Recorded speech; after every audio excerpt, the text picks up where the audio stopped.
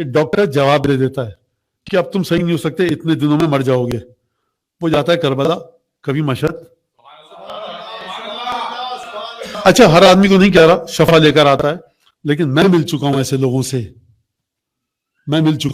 سے، ایک سے ہی ملا ہوں لیکن خود اس نے اپنی داستان بتائی ہے. اور بقیہ وہ داستانیں موجود ہیں، واقعات موجود ہیں کہ جہاں پر ان لوگوں کو شفا ملی کہ جن کو ڈاکٹروں نے جواب دے دیا تھا.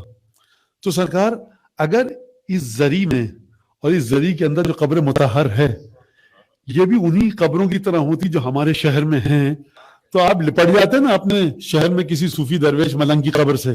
یہ آئے کیوں حجت ابن الحسن کے آباء و اجداد کی قبر میں؟ یہ آپ 8ویں امام کی قبر کے پاس کیوں آئے؟ اور دنیا نے آپ کو جواب دے دیا تب آپ یہاں پر آئے. ابن بطوطہ مفاتی میں واقعہ پڑھیے گا، ابن بطوطہ ہمارے مسلک سے نہیں ہے. وہ کہتا ہے کہ میں جب آیا نجف میں گھومتا پھرتا، مراکش کا ہے، ٹورسٹ ہے، سیاح ہے. اس نے کہا مجھے موثق لوگوں نے یہ بتایا ہے کہ 27 رجب کی رات کو فالج زدہ لوگوں کو اس دروازے سے شفا ملتی ہے. اور ایک کبھی کبھی ہمارے شہر کراچی میں جب وہ ڈاکٹر نے کہہ دیا بھائی تم اب ختم، اور یہ سب، نہ وہ پانی پی سکتا تھا نہ وہ کھانا کھا سکتا تھا. مشہد میں گیا، شفا ملی اس کو، رپورٹ دی جا کر. ڈاکٹر نے رپورٹ دیکھی، ہاسپٹل کا نام بھی جانتا ہوں، بیمار کا نام بھی جانتا ہوں، اور لیکن بہرحال میں ذرا مناسب نہیں لگتا ممبر سے سب باتیں نام لینا. تو ڈاکٹر جو تھا اس نے دیکھا، کہا کہ یہ پیشنٹ کون ہے؟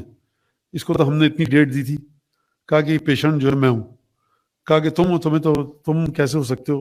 یہ کون پیشنٹ ہے؟ مر جانا چاہیے اس کو. کہا کہ میں ہوں. اس نے بڑا تفسیر وغیرہ دکھائیں اور جو تھا کہا کہ ہاں اس کو یاد آیا کیونکہ کافی مدت گزر گئی تھی اور ہزاروں سینکڑوں مریض روزانہ. کہا کہ ہاں یاد آ گیا. تو ڈاکٹر کا جملہ ہے، یہ میرا جملہ نہیں ہے. کہا کہ یہ بتاؤ ایران گئے تھے عراق گئے تھے؟